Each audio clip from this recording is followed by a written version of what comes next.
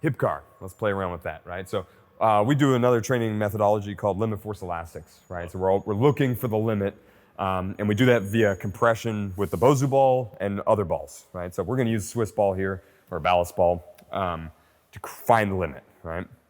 So what we're going to do is I'm thinking end range of rotation, right? So I'm going to be thinking that distillations of figure eights. So we look at bottom figure eight, top figure eight, right? Coil is the top, like Royal Coil, the lat right there. At the bottom, we get this double pigeon, okay? We weaved with Royal Coil earlier. We're going diamond now on this ball. So this creates that long and coiled side, right? So if you look at the elbows, they're like right in line with each other. I go here, I got double internal, and then I'm gonna get this a little lower. And what I'm gonna do is I'm gonna press down to the top hand. And that's gonna naturally start packing the lat because I'm compressing to this ball here. So it's gonna put me at limit. My voice might go a little bit. I'll try to be a little off of it. And then what I'm gonna do, instead of just up, right, I'm gonna do internal, right? So I'm running for that knee cross, okay? That happens in the gate cycle. And then I'm gonna go up, I'm gonna go out. I'll open the gate, and I'm gonna kick around. And this whole time, I'm actually gonna reverse it. The whole time, I'm actually creating limit through the ball right there. Yeah. And I'm thinking what nobody's been thinking, which is rotation, right? So head over foot and like this verticality rather than turn and twist or side bend. It's the perfect blend of up and down, right? I like that. I'd love to see how you maybe be the master of this compared to me, right? Well, I mean, I might be able to do the hip part well, but I don't know about the foot. Well, listen, everybody that I've had roll through WMQ so far. So go. Think, so you're gonna think, like when we did Royal Coil, we created that weave because it kind of sets you for diamond. So we're actually gonna think of a diamond shape now with the hands, right? And you're gonna steer it so that this elbow goes up. So it still respects this diamond, which you can spread it if you want to. Like this can actually go away. But if you look at it, even when it's spread around like a three-dimensional object, it's still a diamond, right? That automatically creates a long side, automatically creates a short side, which if you looked at him from the back here, you would see, let's get a quick view of this. Just a coach's eye type thing. You're gonna see the wrinkling of the shirt. This is a good sign that he is coiled, right? If he's got a little bit of extension, so lordosis, kyphosis, right? So he's got the extension, he's got the long here, and then he's gonna be feeling low lat, yes? Yeah, definitely. Yeah, okay, yeah. You're like, please let me do this. So we're gonna push down to the top hand. That's gonna pack that lat a little more so he can find his limit, so it meets him right where he's at. And he's gonna run this hip car where the knee is actually gonna come across. So he's looking for like a double knee cross, and just follow your rules on that, right? We'll open how you would normally. And the general shape of it probably is less attractive maybe than the normal hip car, like getting it flat and all that stuff. But it really respects what we're doing for locomotion and bipedal movement. Nice, brother.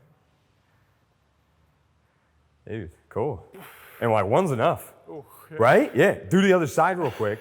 Yeah, I have to. Yeah, you have to, right? And then I would love to see you just kind of move across the floor. This, I really think this is actually one of our best primers that we do in here. Here we go, so the double internal, right? So you can see the long, see how that elbow, he's got that nice respect from elbow to elbow. So if he was in a figure eight, he's respecting both ends of it. Nice. It's compressing through the top mainly, so it's pushing down to the bottom resists. It's coming up and across, then it's gonna go through the normal cycle. Beautiful. And he's kind of doing this naturally, which I like. There's not a lot of toe tension. He's not grabbing with the toes. His toes are kind of flexed, which is good. We would want very loose toes. Boom. And then see how he came in and the heel went in like that? I'd like that knee to come across. Keep it internal? Yeah, oh yeah. Yeah. That's tough, man. Yeah, cool. I like that. Just do a little across the room, just a little jog. You don't have to be don't be extra, just do what you do. Look, he's got some extra swag to him. He didn't walk in with that. You know him well, I don't know, he didn't walk in with that.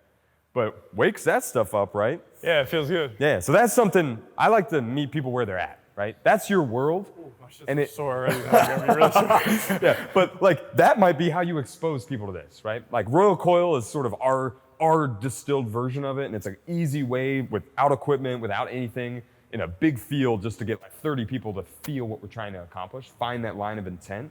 But stuff like that, if it meets you where you're at and what you love doing, do it. What about so like programming considerations? I'm in the Royal Coil. Yeah. I set it up, I fire it up, I get that intent, that sensation, and then I take it to that banded landmine with the step. Sure. So like, Does that make sense? so we didn't talk Almost about like this earlier. priming the. Yeah. So in WEC method, this is where I talk about the efficiency of the session. We do prep and prime, we do perform, and we do productive recovery, right? So I've showed you today prime, and I've showed you productive recovery, and the rope, which prime was Royal Coil. So that's that thing that's setting the line of intention, right? And then productive recovery was rope, right? So rope at first, when we're learning the skill, we're just getting into the spiral dynamic.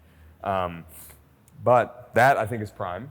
And like you were saying, I would like, again, it depends on the person, like that Royal Coil, you might do it, take a moment. For me, it's usually I have like 30 to 60 seconds to kind of maintain that prime sensation to then go hit something, like a landmine press or that makes perfect bend. sense. Yeah, right. So, Awesome. and I've been explaining priming as like a very personal experience. So it's not like there's not this perfect set rep time for anybody. I would imagine it's going to be under 10 seconds for most people I've seen, but like it's personal. Like for me, and it's not even always specific to the movement. I think it's really nice to make it try to match the movement you're about to do. I think that helps most gen prop with priming. But you'll kind of find what things make you just kind of tap that line once you understand the line better.